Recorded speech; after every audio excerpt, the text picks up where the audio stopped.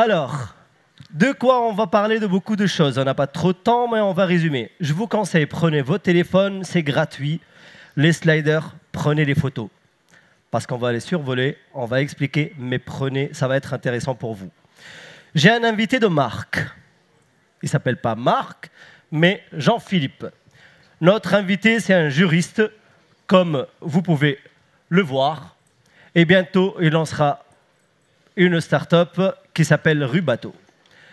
Il va vous parler du business Canva. J'ai galéré à le ramener, ce mec. Il se la pète trop. Non, c'est juste parce qu'il est balèze. Il fallait trouver un petit moment dans son calendrier. Et je l'ai ramené pourquoi? Parce qu'il est bien connu et reconnu dans son domaine. Je vais lui donner la parole. Je vous remercie d'avance de bien l'applaudir. Il faut que tous, on soit solidaires. Alors. Non. On va se la refaire. Est-ce que vous êtes chaud ou non? Ok. J'étais à Lyon, ils étaient plus chauds. On est nantais. Est-ce que vous êtes chaud ou non? Yes. Tiens, beau gosse. Je vais te surveiller. Merci, Maël. Bonjour tout le monde. Je suis hyper content de vous présenter quelqu'un. C'est lui. C'est un petit créateur en herbe. Un mec qui vient d'avoir l'idée qui va changer la face du monde. C'est-à-dire que tous ceux ici qui ont eu des projets innovants, qui ont bossé ou qui ont lancé des projets innovants, ont été ce petit mec qui s'est dit qu'il avait l'idée du siècle. Maintenant, l'idée, c'est comment est-ce que ce petit bonhomme-là, on le fait devenir, par ce joli temps nantais, Ok, restez pas dehors les enfants, rentrez. Comment est-ce que ce petit bonhomme, on le fait devenir un entrepreneur à succès? C'est-à-dire celui-là, celui qui vraiment tue tout le monde. Il y a plusieurs options. La première, c'est de lui apprendre à chanter ou à crier dans les bons micros, mais il faut les choisir. La deuxième, qui est un peu moins marrante, mais qui est pas mal fonctionnelle, c'est de se demander quelle est la connexion qu'il peut avoir entre le produit, le marché auquel il le destine, et de la connexion entre les deux, ce que les Américains appellent le product market fit. On parlait donc d'une idée, puisque ce n'est pas encore un produit. Donc, si le produit, on dit que c'est une idée. Si on dit que le marché, c'est Internet, puisqu'on est tous dans l'innovation, plutôt le numérique, etc. Et ben, le fit entre les deux, c'est le produit qu'il a imaginé. Si ça, on essaie de l'emmener un peu plus haut. Comment on pousse les modèles? L'idée, on va la détailler et on va la matérialiser avec un business model Canvas. Ok. Internet, on fait comment? On va aller voir le SEO. On va voir ce qui se passe sur Internet. Comme ça, l'idée, c'est de faire des ventes ou des pré-ventes. Business model Canvas, on en parle souvent. On reprend les basiques. Ça ressemble à quoi? À ça. À quoi ça sert? C'est un enchaînement de briques qui sert à matérialiser les éléments essentiels de l'idée que vous avez pour voir la rationalité qu'elle a et les axes de travail qui vous restent. C'est beau, c'est en 3D, c'est pas hyper pratique, même si c'est plus simple à comprendre. Quand on le bosse comme ça. C'est pas en 3D, c'est les mêmes idées. Okay, par contre, on les prend dans un ordre précis. Enfin, moi, je trouve que c'est plus efficace quand on les prend dans un ordre précis. Comme ça. Cerveau droit, la créativité, la vision. Ce que je veux, ce que je pense de mon produit, ce que j'ai imaginé. Donc, numéro 1, mes clients. C'est qui? Est-ce qu'il y en a plusieurs types? Est-ce que c'est des pros, des particuliers? Est-ce que c'est des acheteurs en gros? Est-ce que mon acheteur va être un utilisateur ou pas? Donc, qui je dois convaincre? C'est qui? Mes clients. Numéro 2, l'offre. C'est bien, j'ai une offre, j'ai un produit, c'est choupi, c'est la fête. Mais t'en fais quoi? C'est quoi les quelques éléments, je vais en prendre 2 ou 3, qui te différencient de la concurrence et qui font la plus-value de ton idée. Numéro 3, les canaux de distribution. C'est-à-dire, ton offre, c'est bien, tu as des clients, tu as une offre. Comment tu fais la passerelle entre les deux? C'est-à-dire que tu la distribues comment? Est-ce que c'est des camions? Est-ce que c'est Internet? Numéro 4, la relation client que tu veux mettre en place. C'est-à-dire que toi, entreprise qui porte ton offre, quelle relation tu veux avec tes clients? Est-ce que c'est une relation d'expertise, une relation de partenariat, un système de prestataire, un système de confiance, de proximité? Qu'est-ce que tu veux en faire? Et ces 4-là, ça nous amène à penser à la source de revenus que ça va pouvoir générer. Qu'est-ce que ça ramène? Quelle est la structure de tes revenus? Est-ce que tu vas purger tout le superflu pour arriver à ne vendre que la brique essentielle, c'est le système des low cost? Est-ce qu'au contraire, tu vas être orienté sur l'agrégat d'options supplémentaires? Tu vas avoir les systèmes de freemium. Tu commences par du gratuit et les options deviennent payantes. Il y a plein de modèles comme ça. Mais comment est orientée ta structure de revenus?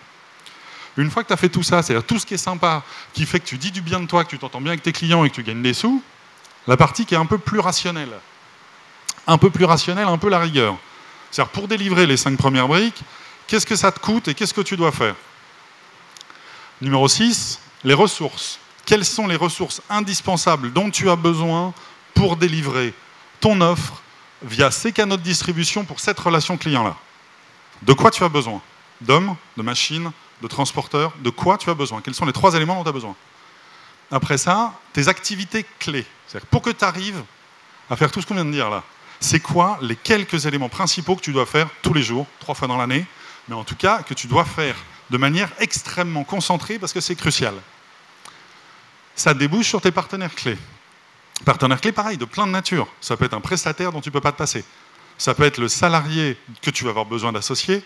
Ça peut être un partenaire avec lequel tu dois créer un deal. Numéro 9, quelle structure de coût ça représente tout ça? Est-ce que tu peux faire des économies d'échelle? Est-ce que ta structure de coût, c'est des coûts fixes ou des coûts variables?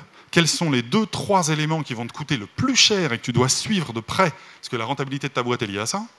Comment tu organises ça? C'est clair? Ok. Donc vous êtes prêts à devenir des héros? Yes? On prend un exemple, un vrai. Rank for Win, une boîte qui fait du SEO. Comme ça, on va rester dans le thème. Je ne vous en dis pas plus parce que normalement, si je ne dis pas trop d'âneries, une fois qu'on a rempli les 9 cases, on est bon, vous avez compris ce que c'est. Numéro 1, on a dit les clients. Les clients, c'est les débutants du SEO, autant que les pros du SEO, autant que les responsables et directeurs marketing, et autant que les agences de communication et de web. Ok, mais elle fait quoi, Rank for Win? L'offre. L'offre, c'est une stratégie de mots-clés, c'est une structure des sites internet qui doivent donc être référencés, et c'est la rédaction SEO. Comment est-ce que tu crées des contenus optimisés pour le SEO? Les canaux de distribution, c'est l'étape d'après, on a dit. Tout se fait en e-commerce. Pas très étonnant pour une solution SEO, tu me diras. Tout se fait en e-commerce et tout se fait en full web. On ne s'intéresse qu'à ce qui se passe sur Internet. Il n'y a pas de boutique à Nantes, à Paris ou à New York. Tout se passe sur le net. La relation client. Qu'est-ce qu'ils font avec leurs clients? Puisque ce sont des spécialistes qui ne font que du référencement, c'est forcément une relation d'expertise. Rank for Win doit être l'expert que tu écoutes. Et c'est une relation client qui doit être minimale. Si l'outil est performant, tu peux l'utiliser seul.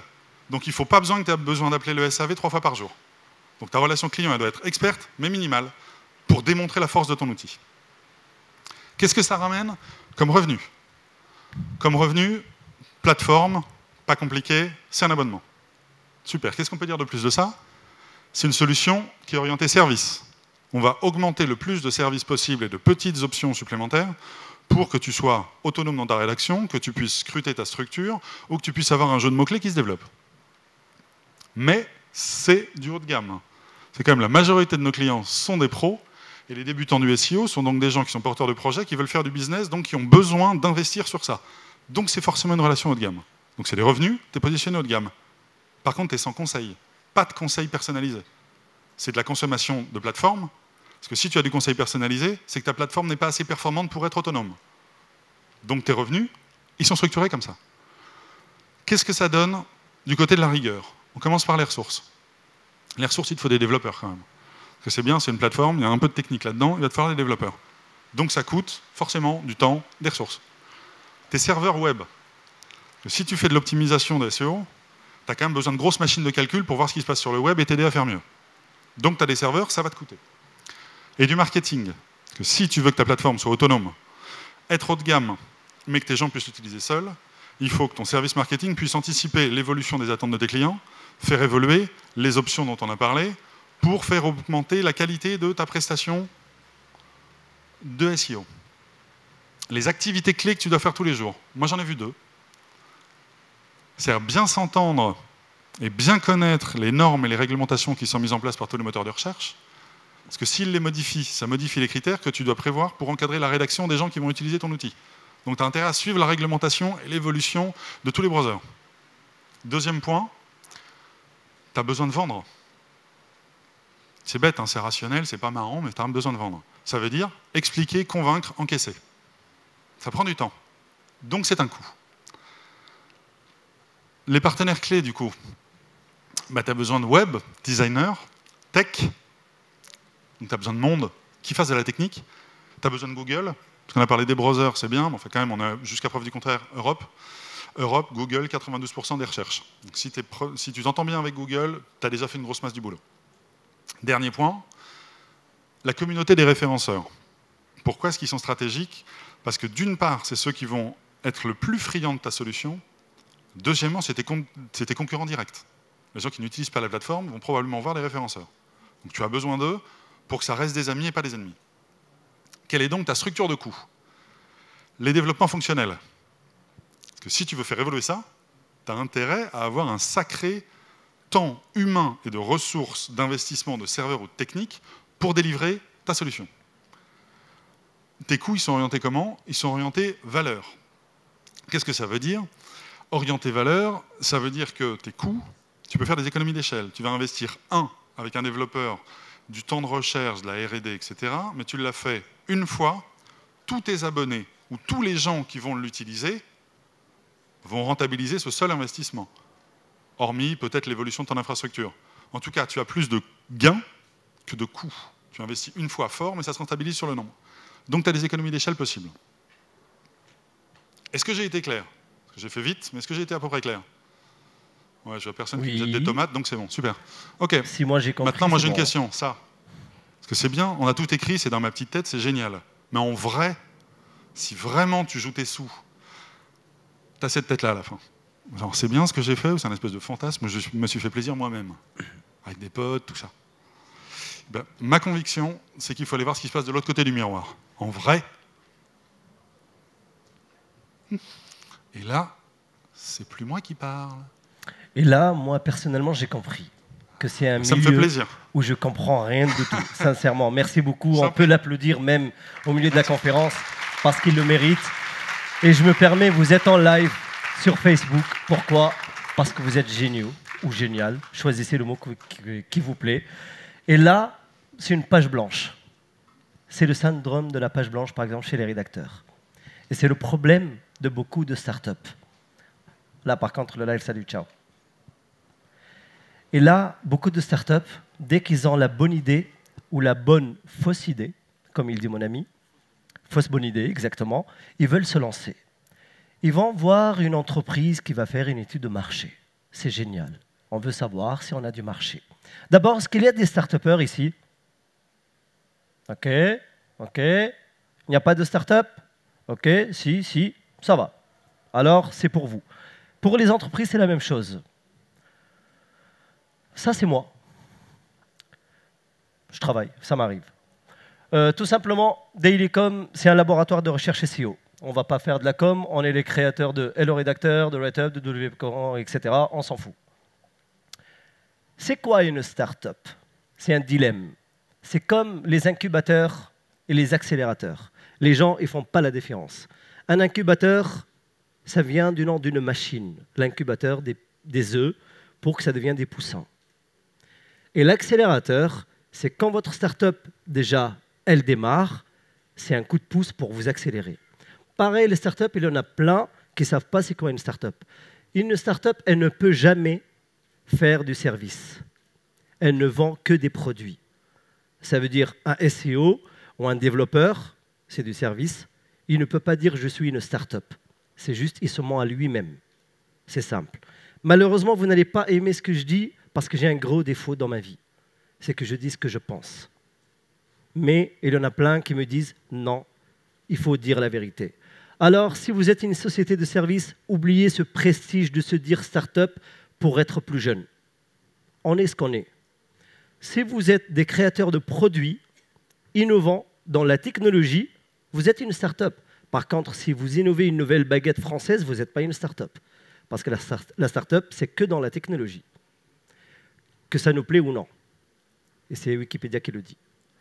Retour à la réalité des pays des start-up. Parce que c'est vrai, on kiffe, on fait des levées de fonds, on passe des mois à faire les mendiants, etc. C'est vrai, il faut de l'argent. Mais la réalité, elle dit que 90%, my God, c'est le taux d'échec des startups. Pourquoi? La France, on est connu le pays des startups. On a les meilleurs ingénieurs, les meilleurs développeurs, on a les meilleures écoles. Aux États-Unis, ils disent on souhaiterait avoir des Français. Pour ça, tous les gros directeurs des grosses boîtes américaines, c'est-à-dire les technos, c'est des Français. Par contre, on est les pires des vendeurs de la planète. Et c'est pas méchant, c'est juste une réalité, on ne peut pas tout faire quand même. On est les meilleurs dans la meilleure chose, c'est bon, ça suffit. Mais on a 90% de taux d'échec des startups. Et dans les 10% qui restent, 74% ne font pas de bénéfice. Ça fait un petit peu mal. Pourquoi tant d'échecs? Là, je ne vais pas tout expliquer, prenez vos téléphones, parce que c'est très très intéressant pour vous. Pourquoi? Parce qu'ils ne ciblent pas déjà un véritable besoin du marché. C'est normal, si une start-up, tu es dans la technologie et tu me fais une étude de marché avec une boîte qui va faire des sondages dans la rue. C'est que tu as un problème. Manque de trésorerie, ça c'est normal, je le comprends. Pour l'anecdote, Dailycom, elle a fini son dernier bilan plus que 6 millions et 800 et quelques mille euros. En sachant que le mec qui est devant vous, quand il a commencé, il était dans la rue. Non, c'est vrai. On dirait au Silicon Valley, le success story et tout. Non, c'est juste une réalité. J'ai commencé dans la rue, j'ai acheté une tablette. C'était mon premier trésor, la tablette. Et maintenant, me voilà. Même il y en a plein qui me disent « Waouh, avec cette réussite, c'était encore cool. » Bah ouais, pourquoi se faire gonfler les chevilles tout seul? Non, regardez, il y a des gens sympathiques. Alors, pas la bonne équipe. Si vous avez des développeurs, votre premier développeur, c'est lui la réussite de votre start-up. Parce que si lui, il merde, tout passera dans un mur. Beaucoup de concurrence, c'est normal, parce que l'étude de marché, elle n'était pas bonne. Parce qu'il ne sait pas ce qu'il a comme concurrence sur le web, en sachant que lui, il vend sur le web. Le prix de vente, c'est le dilemme. Le prix de vente. Dailycom, elle n'a jamais vendu un produit. Elle a toujours fait que des préventes. On ne commence à coder un produit que quand on a le minimum 200 préventes. Là, on sait déjà qu'on a 200 abonnements pour une année. Là, on commence à coder. Pourquoi? Parce qu'on a déjà étudié le marché, qui a besoin de nous, combien ils ont besoin de nous, c'est quoi les mots-clés qu'ils tapent, et etc. Mauvais produit, absence du business model. Pour ça, je vous ai ramené l'expert. Mauvaise stratégie de marketing, parce que le marketing sur les réseaux sociaux, il prend une photo d'un café dans le bureau, il croit qu'il fait de la com. Sérieux, fais bisous à ta chérie, c'est mieux, elle serait contente de toi. Ignorer les retours de clients, ça je le comprends et je ne l'accepte pas. On aime tous notre bébé. Quand on crée quelque chose, on l'aime. Notre bébé, même s'il est le plus moche, on le voit toujours beau. C'est ça nos produits, on les aime. Mais il faut savoir avoir du recul. Moi, par exemple, ça fait que 6 ans et demi maintenant que je parle français. Et il y en a qui me disent « Ouais, tu sais, tu ne maîtrises pas bien le français. » Je dis « Ouais, ça fait que 6 ans et demi. Oh putain, tu cartonnes. » Mais voilà, je sais que je ne maîtrise pas bien cette belle langue. Elle est difficile. Attends, tu as des règles et tu as des exceptions. C'est normal que je galère. On a dit mauvaise stratégie de marketing, ignorer les retours des clients, mauvais timing. Il y en a plein qui créent un produit avant l'heure. On n'est pas prêt, le peuple. Et il y en a plein qui le créent en retard. Comme maintenant, tout le monde colle le mot IA dans tous ses produits. Bientôt, dans la boulangerie, vous allez avoir la baguette IA. Une baguette qui réfléchit comment vous allez le manger. Qu'est-ce qu'une étude de marché? On l'a déjà dit, une étude de marché, normalement, c'est une société qui va faire du sondage pour vous, et etc. Je vous laisse prendre un petit peu les photos. Prenez celle-là aussi, s'il vous plaît. Non, ça va? OK. Je la remets parce que c'est bon? Nickel. 25 € la photo. Qu'est-ce qu'une étude de marché pour les startups? Ça, c'est intéressant. On vend où nos produits, les startups? Comme normalement, on est une vraie startup, on est dans la technologie. Égal sur le web. Égal, on va nous trouver sur Internet. Alors, qui a une startup ici? On a dit, c'est quoi? Qu'est-ce que vous faites? Il est content, lui. Hein? Levez-vous. Regardez-le. On l'applaudit. OK. Par exemple, ce produit-là, Moi, mon cher ami, c'est quoi le prénom? Picaste, votre prénom à vous? Non, le prénom, j'ai pas dit le nom du produit. Tu sais comment tu t'appelles, chérie? Quentin. Quentin, il vient me voir, il me dit, je veux vendre ça. Qu'est-ce que je vais faire? Je vais faire une stratégie de mots-clés qui va me dire, pour chaque mot-clé qui pourront lui ramener du monde, combien il y a de recherches par mois, c'est quoi l'intention utilisateur? Et là, tout le monde me dit, Maher, qu'est-ce que tu racontes? Intention quoi? Mais qu'est-ce que je m'en fous de l'utilisateur, moi?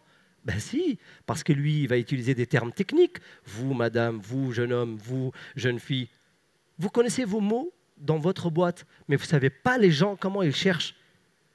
Voyage en Grèce, ça c'est du bon français. Sur Google, les gens cherchent voyage Grèce. On dirait, ce n'est pas des Français qui écrivent. Mais il faut prendre ça en compte.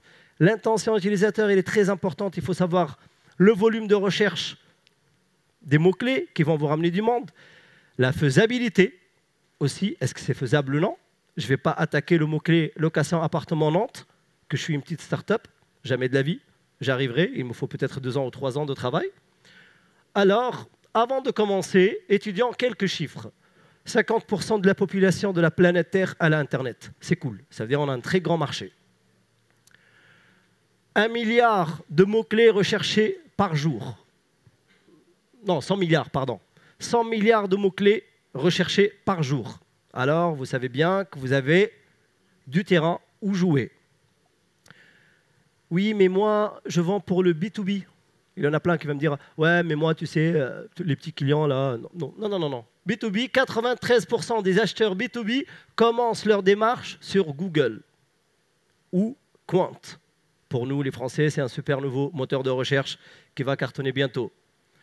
En tous les cas, on sait bien qu'il faut bien se poser sur les moteurs de recherche. Je veux aussi que vous avez cette information. 67% des internautes cliquent seulement sur les 5 premiers résultats. Prenez ça en photo. Ouais, mais t'inquiète, moi j'ai un SEO qui m'a mis à la première page de Google. Qu'est-ce qu'on s'en fout? Elle sert à quoi, la première page de Google? Tant que tu n'es pas dans le top 5, ça ne sert à rien. Parce que vous, madame, vous, monsieur, n'importe qui, on ne dépasse jamais les 5 premiers résultats, on a déjà trouvé ce qu'on veut. À part si on fait une recherche approfondie pour écrire une thèse. 90% des clics sont faits sur des liens dits naturels. C'est-à-dire qu'ils ne cliquent pas sur les pubs. Ouais, moi, t'inquiète, je fais de l'AdWords. Ça cartonne.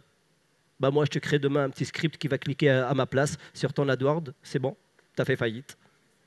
Mais alors? Vous voyez? Et en plus, les gens, vous-même, nous tous, on ne clique pas sur les pubs. Le content marketing, ça, c'est chiant. Ça, nous tous, on n'aime pas. Ouais, il faut faire de la rédaction et tout. Ouais, mais on aime bien la gastronomie. On aime bien aller dans un petit beau resto où il y a du bon vin, du bon fromage. Bah, Google, c'est ça son kiff. La gastronomie de Google, c'est le contenu. Parce que Google, pour qu'il vous connaisse, il lui faut du texte. Ouais, ben ça va, je fais des petits 300 mots et c'est bon. OK, tu vis encore les années 90. Content marketing plus SEO, c'est-à-dire la technique, les techniques SEO, égale une visibilité sûre et durable. Le B2B, prenez ça en photo. Croyez-moi, ça vous servira. Et c'est gratuit. Et le problème des conférences, moi je me rappelle à l'époque quand je ne connaissais rien dans le SEO, ils m'énervaient les SEO parce qu'ils ne veulent rien donner. Ils viennent te faire une conférence pour te vendre une formation. Mais je m'en fous, moi, de ta formation. Je veux apprendre tout seul. Prenez ces chiffres-là, ils sont intéressants. On ne va pas détailler, je vous laisse les prendre. Parce que la meilleure chose pour un humain qu'il apprenne, c'est qu'il s'applique lui-même. C'est bien qu'on a un spécialiste, que je suis là, quand vous parle de ces choses-là, mais je vous laisse draguer le savoir. Comme le jour où vous avez dragué votre mec ou votre copine. Draguer le savoir, vous allez voir, il a un très bon goût. Il est mielleux. Rank for Win, c'est un produit. L'étude de marché de Rank for Win, qu'est-ce que Rank for Win a fait avant de commencer à coder, ça veut dire le produit? Ils ont fait une étude de marché. Et là, il a 4 concurrents. Comme ça, il voit le trafic quotidien de ces 4 concurrents pour qu'il sache qu'est-ce qu'il y a d'abord sur le marché. Est-ce qu'il y a du monde qui vont acheter ou non? Visite suite à une recherche. Il va voir, est-ce que ces concurrents, les gens les trouvent par la recherche, par la pub, payante, par quoi? Il va savoir les tranches d'âge de ses futurs clients. Parce que si c'est des jeunes entre 25 et 34, Et il y a une façon comment on fait la com avec eux, les vidéos, et etc. Si c'est des gens qui sont plus que 65, déjà même le français qu'on va écrire, il doit être soutenu, et etc. Il y a beaucoup d'autres choses à travailler. D'abord, tu commences à étudier ta concurrence. Tu regardes combien... Moi, j'aime pas ces deux mots-là, déjà. Femelle et mâle, on dirait on est des animaux. Mais c'est pas moi, ça. Hein. C'est... voilà. Homme ou femme, tu dois savoir, parce que tu vas étudier ta com, ton référencement, la façon d'écrire pour les femmes, c'est pas comme pour les hommes. Les femmes, elles sont pointues niveau orthographe. Nous, on est... je dis rien. On doit savoir aussi, mes concurrents, qu'est-ce qu'ils font comme marketing? Est-ce qu'ils font, ça veut dire ils ont de la visite directe par mail? Là, on voit, par exemple, le mailing, il ne sert plus à rien. Qu'il y en a plein qui mettent de l'argent encore là-dedans. OK? Moi, je ne vois pas très bien là-bas. OK, référal, ça veut dire que ça vient par backlink, par d'autres sites, etc. Social, pareil, dans ce milieu-là, par exemple, pour ce produit-là, il ne doit pas faire de la com sur les réseaux sociaux. Organic search, ça veut dire par les moteurs de recherche. Et là, on voit que tout ça cartonne dans le référencement naturel et dans le direct. Ça veut dire qu'ils ont commencé par le référencement naturel. Quand ils sont devenus des produits de confiance, les gens ils vont les voir directement. On va voir aussi quel outil, ça veut dire est-ce que les gens recherchent par ordinateur, par mobile, pour même savoir comment faire le site, en sachant que pour moi, c'est la base que ça soit responsive. Franchement, prenez le maximum de photos, ça pourra vous servir plus tard. Voir le trafic organique, comment il est réparti. Là, par exemple, on les voit, les 4, c'est 100% du trafic organique. Là, on a compris que ce produit-là, il n'a aucune chance s'il n'est pas très, très bien référencé. Comment obtenir de l'argent avant les levées de fonds? La première fois que j'ai fait toute une conférence sur ça, tout le monde était plié de rire avant que je commence. Ils m'ont dit, mais non, on fait des dossiers pendant 2 ans, à voir les incubateurs, à courir, à machin. Et je leur ai dit, moi, mon premier produit, il m'a ramené 700 000 balles. Attends. J'ai vu les incubateurs.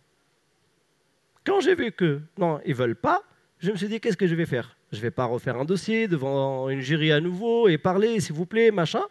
J'ai changé de stratégie et ça m'a ramené 700 000 balles.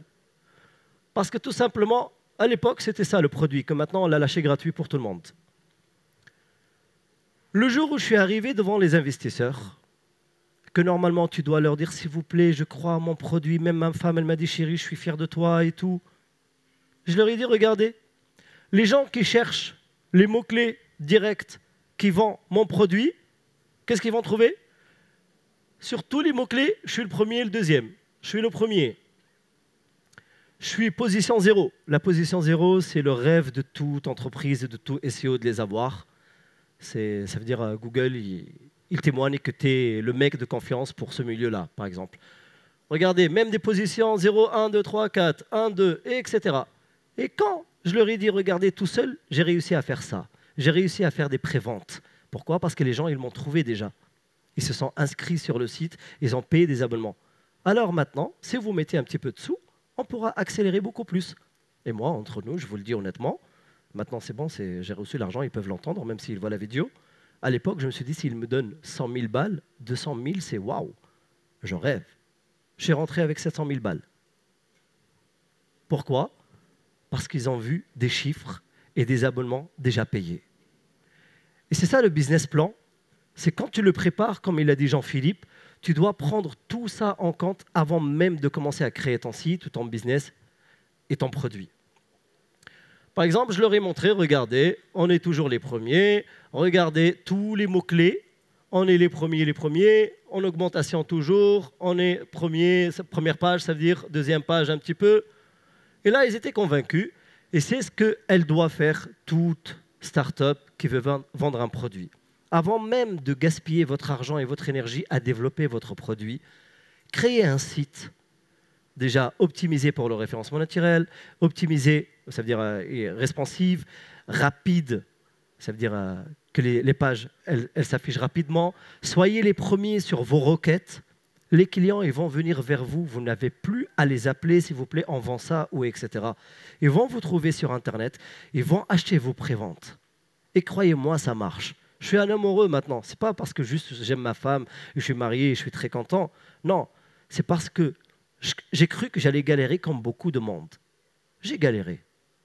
Et après, j'ai eu de la chance de me dire pourquoi je fabrique. Le mieux, c'est que je fabrique avec l'argent des gens. Ils achètent, et là, je leur fabrique ce qu'ils veulent. Ça, faites-le, ça marche. Aux États-Unis, ils le font énormément.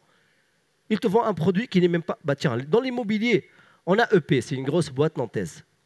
C'est un exemple dans l'immobilier. Pour moi, je l'appelle laboratoire de recherche dans l'immobilier. J'en suis sûr, comme toutes les autres agences immobilières, vous savez que vous achetez des appartements, que le terrain il n'est même pas encore travaillé. Pourquoi pour un appartement, vous payez? Vous pensez que les gens ne vont pas payer pour un produit s'ils sont convaincus? S'ils vous ont trouvé, croyez-moi, ils achètent. Il y a une start-up du voyage. On les a récupérés après qu'ils ont fait un petit peu de travail et ça ne marchait pas.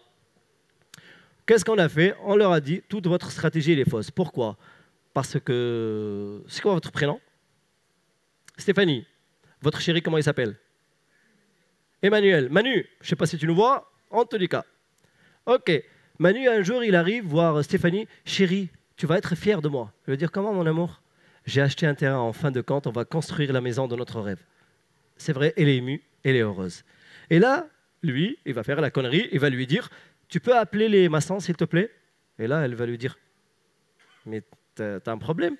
Qu'est-ce qu'il manque entre le terrain et les maçons? Alors, quelqu'un me donne une réponse. Les plans, bravo. Les plans. Est-ce que quelqu'un construit une maison sans plan? Non. Pourquoi, quand vous construisez un site, vous n'avez pas de plan? Ben si, on a réfléchi, une page d'accueil, une page de contact. Non, ce n'est pas un plan, ça. Ce n'est pas une structure. Ce n'est pas une structure qui va convaincre les moteurs de recherche. Là, on leur a travaillé toute une structure qu'on la voit toute petite. Et là, vous allez me dire, quel mytho celui-là? Ben voilà, tu as fait 5 pages. Et là, c'est une seule branche, juste pour le mot-clé voyage Grèce. Tout ça pour voyage Grèce. Pourquoi? Pour montrer à Google, on est les patrons dans ce milieu-là. Personne ne connaît mieux que nous le voyage en Grèce. Même quasi où tu vas acheter des chaussettes en Grèce. Tous les commandes du pourquoi, le pour qui ta voisine, qui t'est ton pote, tout. Il faut tout expliquer, il faut créer toute une structure. Il y a des structures siloing, il y a des structures cocon sémantique qui est le plus puissant. Actuellement, c'est une invention française qui a cartonné dans le monde. Pour ça, la France est le premier pays SEO du monde. Ça, c'est une branche d'un cocon sémantique. Et quand on a fini et on a balancé ça et que c'était bien digéré par Mr Google, ils étaient là. 3 mois après, vous voyez la différence. D'un coup. Et là, vous allez me dire, mais quoi? Attends, c'est le genre, là, les conférences américaines, secrètes, c'est-à-dire recettes magiques, secrètes, je sais pas quoi. Non, c'est juste du travail. Il n'y a pas de secret pour une start-up ou pour une agence ou pour une boîte. Il n'y a pas un jour, le patron, il arrive, il vous dit, je vous rajoute 1000 balles dans le salaire. Non. Si vous le méritez, il vous rajoute. Vous ne le méritez pas, vous restez comme ça jusqu'à votre retraite. Pareil, le web, c'est du travail. Il faut travailler. Il ne faut pas se dire, ouais, mais ça va. Toujours, on veut se rassurer. Mais non, on est une nation qu'elle peut réussir tout ce qu'elle veut, à la condition qu'elle le veut. Ok, les chiffres, c'est bien beau, mais concrètement, on fait quoi? Et là, j'ai plus de sliders après. Pourquoi? Parce que la gif, je la kiffe. Regardez-la, matez-la bien. Franchement, regardez, ils sont mignons. Tiens, 4 x 4 égale 16. Ils sont contents de leur connerie. La plupart des startups, on est comme ça. On est très contents de notre connerie. Après ça, réellement, il n'y a pas de slider. Pourquoi? Parce que je me suis dit, tu n'es pas en train de vendre de produits. Tu n'es pas en train de faire une conférence technique pour leur apprendre. Pourquoi? Parce qu'il y en a beaucoup parmi vous qui ont beaucoup de savoir. Mais on est là pour partager des émotions, des connaissances ensemble, de partager un moment. Sincèrement, moi je dis, toute start-up qui veut réussir, tout simplement, à part travailler, il faut juste qu'elle sache comment travailler. Il ne faut pas prendre les choses à l'envers. Ce n'est pas quand le chéri il a acheté le terrain qu'il faut passer directement au maçon. Une vraie structure, un vrai business plan qu'on applique sur le web, c'est d'abord faire une structure comme celle qu'on a vue tout à l'heure, voilà, Elle est là, ça c'est une seule branche. Faire une vraie structure. Après, on passe à la rédaction, on rédige tout ça bien, on ne parle pas de nous. Pourquoi les startups, tout leur blog, c'est « oui, nous, on a fait, la semaine dernière, on était là, après-demain, on va là ». Mais qu'est-ce qu'on s'en fout de vous? Vous voulez vendre un produit ou non? Oui. Ben, expliquez-nous, il sert à quoi ce truc? Montrez-nous qu'il est utile dans notre vie. Arrêtez de parler « ouais, on remercie la Web Today » ou je sais pas quoi. « Hier, on a bu un verre, c'était cool. » Mais on s'en fout. Même il y a un rageux que hier, il s'ennuyait, il va vous zapper juste parce qu'il s'ennuyait et vous, vous étiez au top. Parlez de votre produit. Montrez-nous pourquoi il est utile, votre produit. Il fait quoi, votre produit, cher ami, tout à l'heure?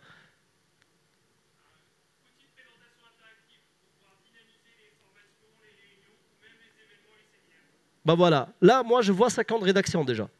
C'est vrai. 3 rédactions, vous avez? Ouais, mais c'est bien, c'est bien. Pas grave. Là, le minimum, juste pour la phrase qu'il a dit, il y a 50 rédactions à faire. Comment faire tel truc? Pourquoi faire tel truc? Où trouver tel produit pour faire tel truc? Tel truc vs tel truc. Tel truc, il est utile pour ça, mais on peut l'utiliser aussi pour ça, et etc. Et tout ça, c'est des branches qui vont donner la puissance à votre landing page. Que tout le monde la kiffe, cette landing page, et la pauvre, elle est seule, elle est orpheline. C'est une page et on veut qu'elle sorte la première. Comment vous voulez qu'une page parallèle à toutes les autres, elle va sortir, si vous n'avez pas de structure? Par exemple, là, toutes ces pages-là, tout cela, leur seul travail, c'est de booster celle-là. Pourquoi? Parce qu'on veut vendre du voyage. Alors, quand vous avez un site avec 10 pages, toutes parallèles au même niveau, c'est-à-dire une structure plate, il n'y a aucune que Google va pouvoir choisir laquelle je mets la première. Il va mettre juste la page d'accueil. Et après, galérer avec l'ingénierie UX pour qu'il fait de sorte que ça soit bien vendeur, qu'il y a de la psychologie à mettre dedans, etc. Travailler, on a dit d'abord la structure. Après, passer à la rédaction. Faites pas c'est pas du racisme. Faites pas de la rédaction malgache. Maintenant, l'intelligence artificielle de Google, elle comprend très très bien le français. Les gens, ils travaillent encore avec « ouais, on a fait le mot-clé, t'inquiète pas ». Oh, mes chers amis, il y a longtemps, on a les mots-clés principaux, secondaires, lexicaux et complémentaires. Vous êtes encore au mot-clé principal. Vous avez 3 ans de retard. Comment? Mot-clé principal, c'est celui qui résume mon produit. Mots-clés secondaires, c'est des mots-clés qui ont un rapport avec le mot-clé principal pour montrer au moteur de recherche c'est quoi la thématique de votre rédaction. Les mots-clés lexicaux, c'est quoi? C'est des mots-clés qui sont là, qui sont en relation avec le mot-clé principal et les mots-clés secondaires pour montrer au moteur de recherche que vous maîtrisez tout le vocabulaire qui entoure votre sujet. Les mots-clés complémentaires, c'est quoi? C'est des mots-clés qui vont faire de sorte que vous allez être positionné mieux que vos concurrents. Déjà, juste là, je pense qu'on a fait une avancée d'1 an. C'est vrai. Ça ne veut pas dire on est des teubés et qu'on ne connaît rien. Non, c'est juste on nous le dit pas et on n'a pas le temps de le trouver et de l'apprendre. Chacun il a son métier. Travailler, on a dit la structure, les rédactions. Après, on passe au designer. Parce que toutes les startups, on a une idée, on fait le design, on développe. Mais non. Après, vous passez au designer. La première question d'un designer, toujours, elle est trop conne. Ça parle de quoi, votre produit? À ce moment-là, il n'aura plus à poser cette question parce qu'il a toutes les rédactions. Même, il va faire les mises en page. Après les designers, il y a l'ingénieur UX qui vient. Pourquoi? Parce que le designer, c'est un artiste. Il va faire un truc beau, mais qui ne vend rien. L'ingénieur UX, il va travailler l'expérience utilisateur. Et à la fin, vous commencez à développer. Et là, les développeurs, ils vont m'aimer énormément. Ils n'ont plus de galère. Ils ont tout. Le design, l'architecture UX, l'architecture du site, les rédactions, tout. Et ils vont développer. Et j'espère que c'était clair. Ce n'était pas une conférence pour qu'on apprenne le SEO, c'était juste pour qu'on voit la valeur du business model quand on le prépare et comment on peut le rendre faisable réellement. Et là, il y en a qui vont me dire « ouais, mais attends, tout à l'heure dans le business model, c'était super. Mais il y a un truc que tu n'as pas parlé ici. Il parlait des dépenses. Le SEO, comment il peut réduire les dépenses? Oui, j'ai mon truc qui ne marche plus. Ok, attendez, je vous passe le support technique. Ben, j'ai plus besoin, moi, de support technique. Quand je fais de la vidéo SEO, quand je parle de toutes les problématiques de mon produit en vidéo, les gens ils vont venir sur votre site, ils vont trouver la vidéo, ils n'ont plus à vous appeler. Égal, moins d'argent à dépenser dans le support technique. Ça, c'est clair. En tous les cas, ça m'a fait plaisir de revoir des têtes de l'année dernière et ça me fait plaisir de vous voir, vous, ici, cette année. J'aimerais bien que vous applaudissiez très bien Jean-Philippe parce que franchement, il nous a fait plaisir.